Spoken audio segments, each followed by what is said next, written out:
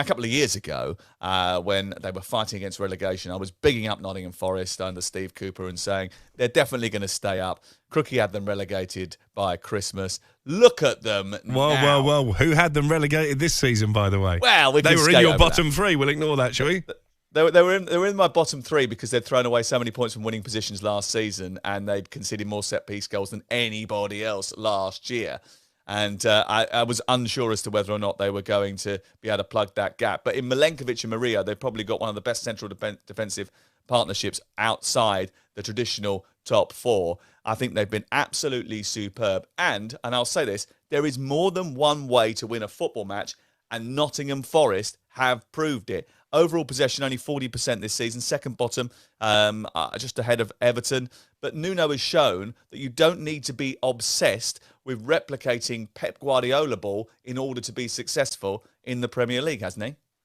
Absolutely. And, Forest fans are in absolute dreamland, aren't they, at this moment in time?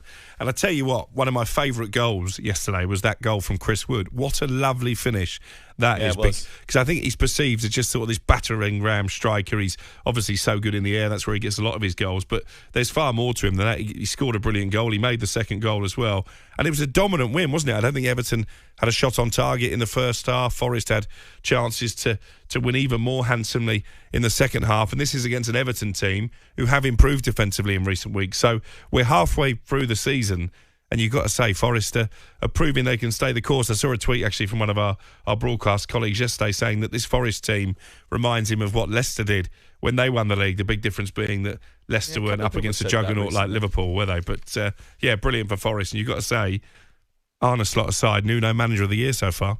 Yeah, he's done brilliantly. And, one of the things I love about them is they've got such a threat going forward, but they're so defensively resolute. I mentioned Mario and Milenkovic. Milenkovic may be one of the buyers of the summer.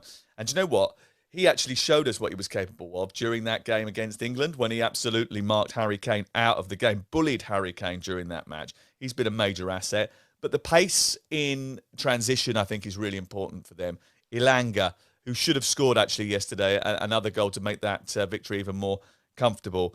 Hudson-Odoi, Chris Wood's finishing. They all work in tandem, don't they? I mean, the midfield is brilliant, by the way. They've really worked incredibly hard to provide those balls so that you three up front can get on the end of them and attack at pace when they turn the ball over deep inside their own half.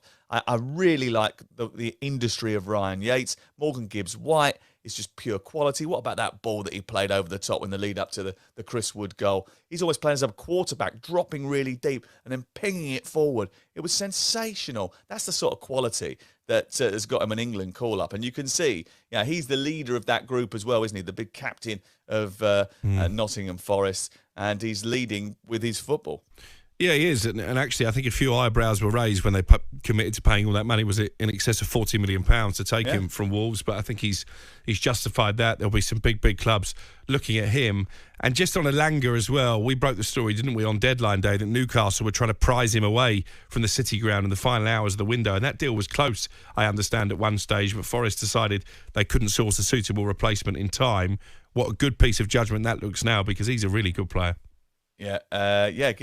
Great piece of judgment. I mean, he probably could do a job at Manchester United, couldn't he? Wasn't he there once? Wasn't he? I can't remember. Oh, let's save the Manchester United beating for later, shall we? We're only joking. I'm just trying to rib you. It's okay. By the way, I've just got your present. It's coming. It's being delivered today. So I'll bring it in when I see you on Thursday. The question, I suppose, about Nottingham Forest is where should they finish now? Because second halfway through the season is a brilliant result, right? Okay, they've done superb. Obviously, Arsenal have still got to play in this round of fixtures. But they're going to be in the top four when it comes to the turn of the year. So is there now a sort of pressure on them to deliver European football? Have they got to try and finish in the top four after this brilliant start? What is the expectation among the Forest fans now that they have to deliver? Or is just any European football a major sign of success? 03717 22 33 44. What do you reckon, Crook? Well, I think the beauty of it is there's no expectation really amongst Forest fans. They're just determined to enjoy the ride, and that makes them dangerous, because you look at Manchester City, for example, 6 points behind Forest, and Pepper said himself they're not immune to the financial pressures that come with missing out on the Champions League. Newcastle, obviously, they're their model now is all geared up around European football. Aston Villa would like to get back there, but they're 9 points behind Forest. And you're looking at Spurs and Manchester United. Forest are over the hills and far away compared to those two. So I think they're in a brilliant position. It'll be interesting to see how seriously Nuno takes the FA Cup when it comes around in a couple of weekends. My guess is that he might not take it that seriously because they've got a real opportunity to do something truly special when it comes to the Premier League. I think minimum now they've got to be looking at top 6.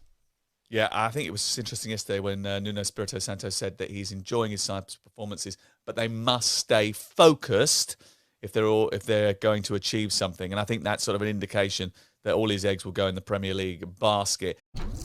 Jim White and Simon Jordan. Monday to Friday mornings from 10 on AM, on DAB, via the talkSPORT app and on your smart speaker. talkSPORT.